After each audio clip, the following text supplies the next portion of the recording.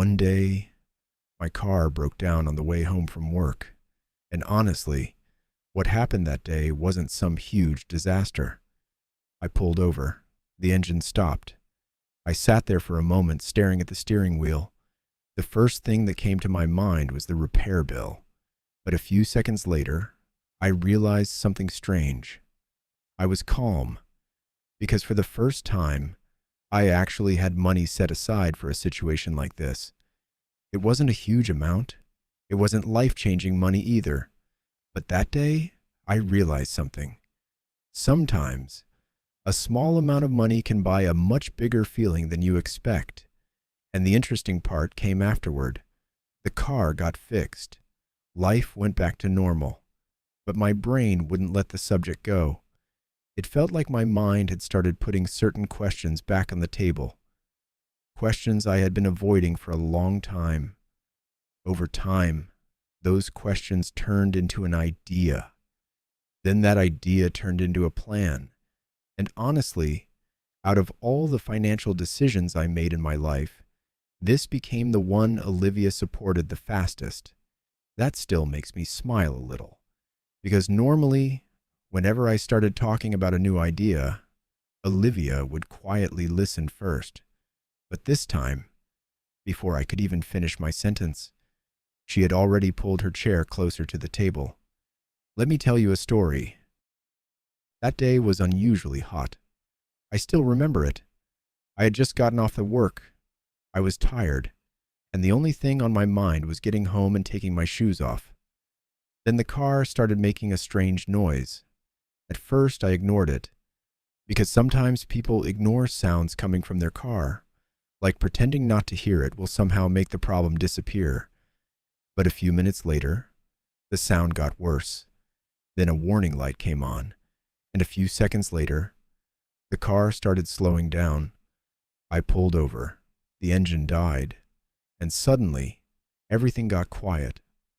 I remember sitting there for a while, just staring at the steering wheel. Then I pulled out my phone and called a tow truck. And honestly, the strangest part was that I wasn't panicking, because normally, in situations like that, my mind would start racing immediately. How much is this going to cost me? This month is about to get messy. What am I supposed to do now? But this time, it was different, because for the first time, I had money set aside for a situation like this. It wasn't a huge amount, just around $1,000. But that day, what that money gave me wasn't repair power. It gave me calm. And I think everything really started right there, because a few days later, the car got fixed. Life went back to normal. But my brain still wouldn't let it go, especially at night. Sometimes after everyone went to sleep, I would sit alone in the kitchen, and my mind would always go back to the same place. Okay, but what if it had been something bigger? Because at that point, it wasn't really about the car anymore. What if I couldn't work for a long time? What if a major medical expense showed up out of nowhere? What if life changed overnight? And I think for the first time, I truly started thinking about what it meant to feel safe. Around that time, I kept running into the same ideas everywhere: emergency funds, cash reserves, a full year of living expenses. At first, it sounded a little excessive, because when you're younger, you always think crises happen to other people. But as you get older, you start noticing different things, especially when you have responsibilities, when you have a wife, when you have a child. And one night, I finally stopped going in circles in my head and decided to actually do the math. I put a piece of paper in front of me: rent, bills, groceries, insurance, car expenses, Leo's school costs. Then I looked at the final number, and I remember thinking for the first time, if I couldn't work for an entire year, how long could this house keep feeling normal? But honestly, I still wasn't fully convinced at that point. Was this idea actually smart, or was it just fear talking?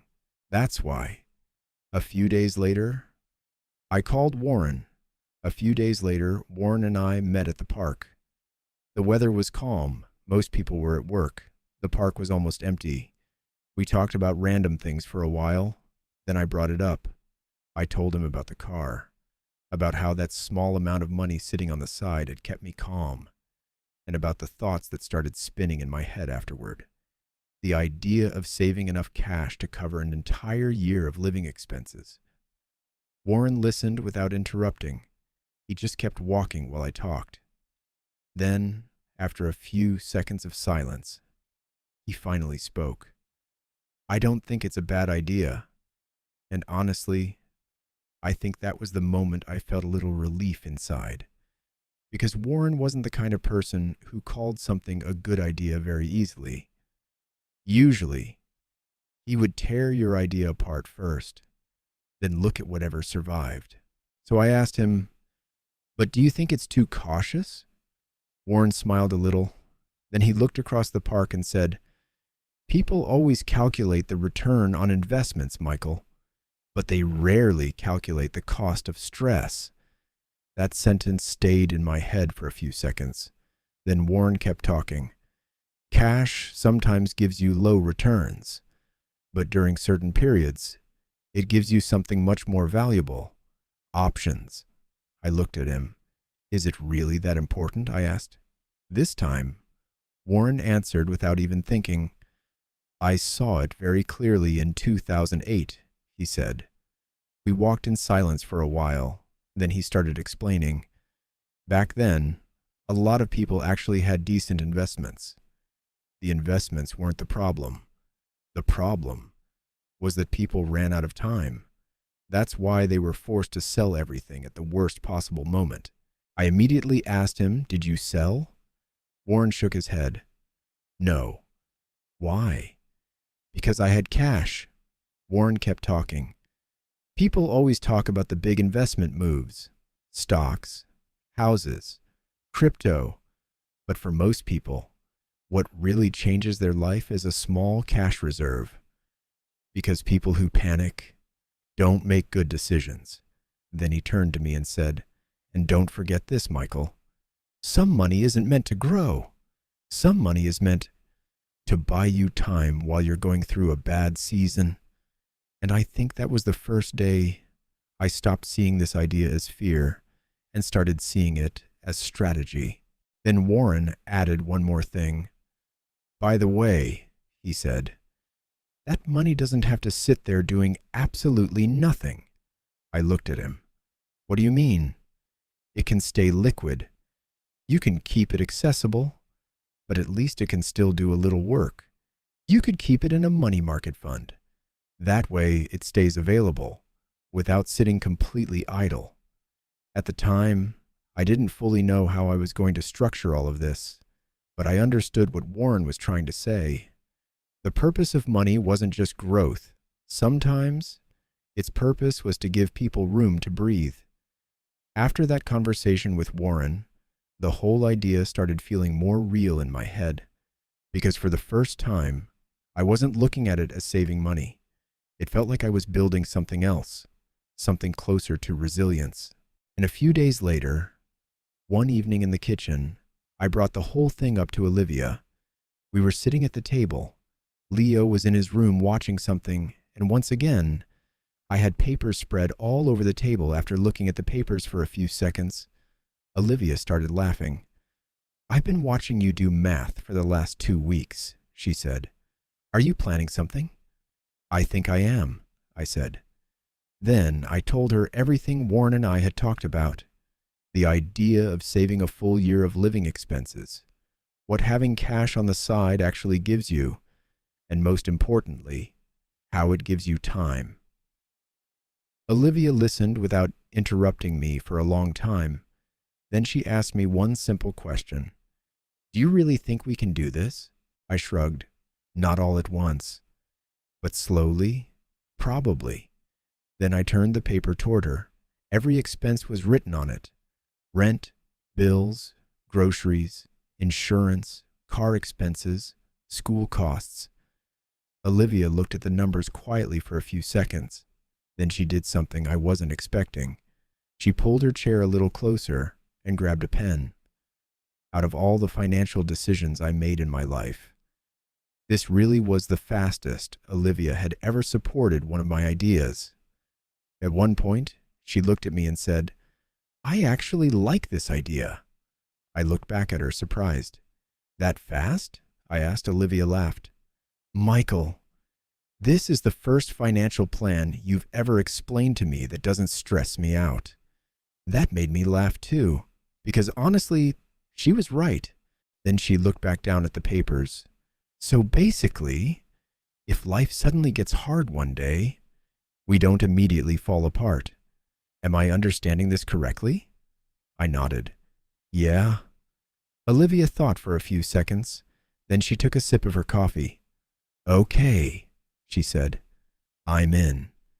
And for some reason, that sentence felt even better than I expected. Then Olivia suddenly started pointing at certain things on the paper. "By the way, if we're really going to build a 1-year emergency fund, you might need to slow down a little on those late-night online purchases you make after convincing yourself they're definitely necessary." I immediately defended myself. "Those were important purchases," I said. Olivia looked at me and laughed. "Michael, I can still name at least 3 things in this house you haven't even taken out of the box yet." That made me laugh too. "There's still a chance I'll use them," I said. Olivia shook her head. "This is exactly why our financial meetings need adult supervision." We talked for hours that night. We cut back on certain expenses. We decided to postpone some things. The goal of the plan wasn't to look richer. It wasn't to live bigger. It was simply to make sure that if life ever got hard one day, we wouldn't break immediately. After a while, that little plan slowly became a normal part of our life. Whenever we got paid, we set money aside first. Then we planned life with whatever remained. And honestly, it didn't move as fast as I imagined in the beginning, because life kept getting in the way. Sometimes it was the car, sometimes bills, sometimes unexpected things. But this time, something was different. For the first time, we actually knew where we were trying to go. And I think that's one of the things that calms the human mind the most. It's not slow progress that exhausts people. It's having no direction at all. One night, I mentioned this to Warren. "Sometimes it feels like we're moving way too slowly," I said. Warren smiled a little, then he said, "Michael, most people try to save money, while also trying to upgrade their lifestyle at the exact same time. Bigger house, more expensive car, higher spending. And then they wonder why they never feel relaxed." He stayed quiet for a moment. Then he continued, "But you're doing something different right now." "Like what?" I asked. "You're not trying to make your life look more impressive," he said. "You're trying to make your life more durable." That sentence stayed in my head for a long time too, because that was exactly what it felt like. I wasn't trying to look successful anymore. I just wanted to make sure that when life brought a bad day, my family wouldn't immediately get thrown around by it. And over time, that little emergency fund started growing. At first, it was just a few $100s, then a few thousand, then more. But interestingly, as the number in the account grew, the first thing that changed wasn't my bank account. It was my mind. Because for the first time in many years, I started feeling a little calmer in front of life itself. And honestly, that might have been the strangest part of all this. I wasn't richer. My life hadn't dramatically changed.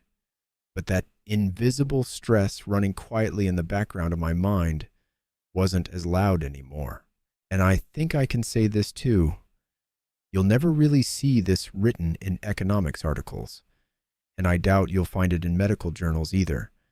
But when people go to sleep knowing there's at least some money sitting on the side, the sleep waiting for them really does feel more comfortable. After a while, I started thinking about this topic even more deeply, because I realized something. People often confuse financial security with income. But those aren't the same thing at all. I started noticing this more clearly at school because a lot of the people around me didn't have bad jobs, and they didn't have bad salaries either. But despite that, their lives were incredibly fragile. I remember talking about this with Tom one day. He worked at a bank. Every day he talked to people about loans, interest rates, and debt. But one day while we were having coffee, he said, "Last month, water started leaking from the bathroom ceiling." And I casually said, "So?" Tom shook his head. "At first I thought it was something small," he said. "Then one contractor came. Then another one. Then they told me they had to open up the wall." He stayed quiet for a moment. Then he took a sip of his coffee. "One repair shows up, and suddenly the whole month starts feeling tight." That sentence stayed in my head for a long time because it wasn't really about the bathroom. It was about how even the smallest surprise in life could shake someone's entire system. Hey everyone, I hope you're doing well. The story I told you today was technically just a story about a car breaking down. But honestly, for me, it was never really about the car. It was about realizing why I felt so calm that day for the very first time. Because after so many years, when life suddenly threw a small problem at me, I didn't immediately panic. And I think that completely changed the way I looked at keeping cash on the side. Because most people see money as a tool to live bigger. But sometimes, money isn't there to make your life bigger. Sometimes. It's there to leave a little breathing room in your life, a little time, a little calm. Later on, I started researching this topic more seriously.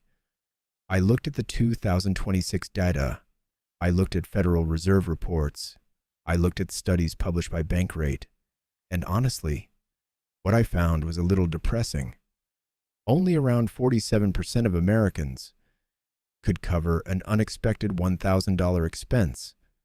Only around 30% could pay for it directly from savings. And somewhere around 21 to 27% had no emergency savings at all.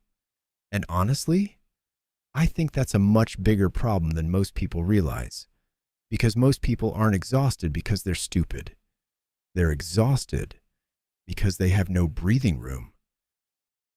I wasn't trying to give financial advice in this episode. I was just sharing a small realization I had in my own life. And maybe, after this episode, you'll go back to your own life and ask yourself one question too. If life suddenly gets harder tomorrow, how long could I stay calm? Because sometimes people don't need a more luxurious life. They just need to not feel terrified the moment life gets difficult. And trust me, that feeling feels a lot better than most people think. By the way, I think in the next episode, I'll talk about why we started a small minimalism movement at home. Because like Olivia said, there were genuinely things in the house I still hadn't even taken out of the box. The bad news is, I realized some of my late-night online purchases couldn't even be defended by the morning version of myself. But interestingly, that process taught us things not just about money, but about life too. See you guys in the next episode. Goodbye.